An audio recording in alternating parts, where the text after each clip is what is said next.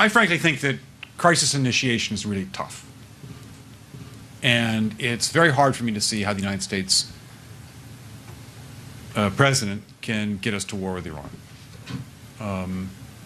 Which leads me to conclude that if, in fact, compromise is not coming, that the traditional way of America gets to war is what would be best for U.S. interests.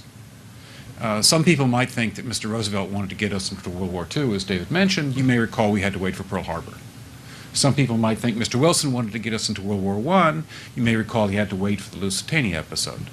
Some people might think that Mr. Johnson wanted to send troops to Vietnam. You may recall we had to wait for the Gulf of Tonkin episode.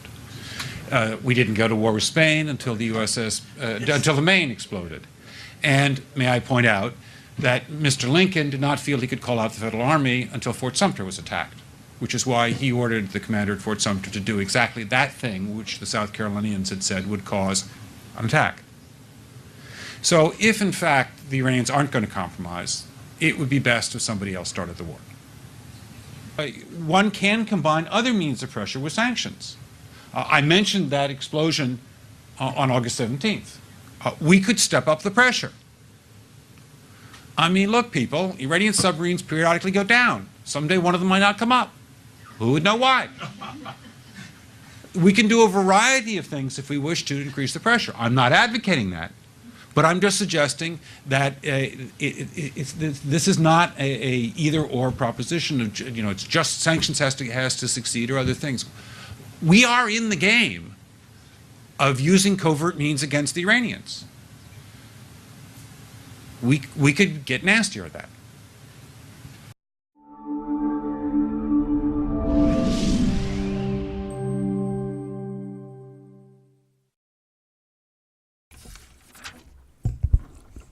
So my former colleagues at the International Monetary Fund in their reports about Iran's economy say what we macroeconomists would say about Iran's economic situation, namely that it's pretty good, that Iran's GDP is going to grow this year more than the U.S. GDP. Iran's budget deficit is going to be smaller relative to the size of the economy than that of the United States. Iran is running a healthy current account surplus in its international trade, unlike the United States, which runs a large deficit. And so that the picture looks pretty decent. Well, I thought that it was telling that when the New York Times ran a very nice article the other day about Iran's economic situation. It was written by a novelist, Amir Ahmadi Aryan, who got the economic situation much better than my IMF colleagues did, which is that while the macroeconomic numbers may be pretty good, the situation for ordinary Iranians has not been. That there hasn't been at all a trickle down. That in fact, the annual survey that Iran does of the living standards of people has shown that those standards are still 10%, or a little more than 10%, below where they were a decade ago. And that unemployment is rising. It's 12.5%.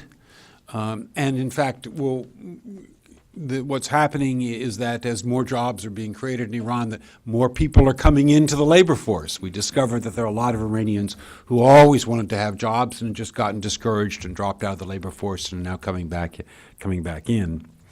And in particular, the inflation is back up again. That was the one great accomplishment of the Rouhani's first term, is that he was able to bring inflation down from 43% per annum down into single digits. Well, it's back up again. And furthermore, the price increases are heavily concentrated in the items that are consumed by ordinary working people. Well, my second point would be things could get a whole lot worse. Frankly, the banking system in Iran could collapse. And as I say, there's no deposit insurance.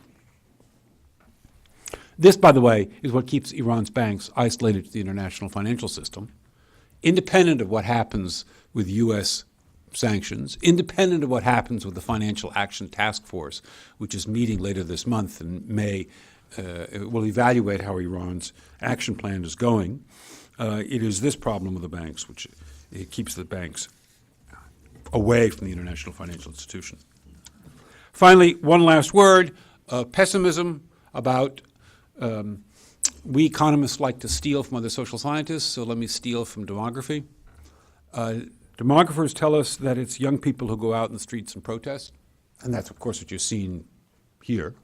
In fact, there's a general rule of thumb that revolutions are more likely to occur in countries where the median age is under 26, which is where Iran was in 1999. But Iran's population is rapidly aging. Today, the median age in Iran is the exact same as the median age globally. So with the average age in Iran being 31 and revolutions rarely occurring when the average age in a country is over 26, I'm afraid demography does not give us a basis for optimism. By the way, within the decade, the average age in Iran will get to be 36.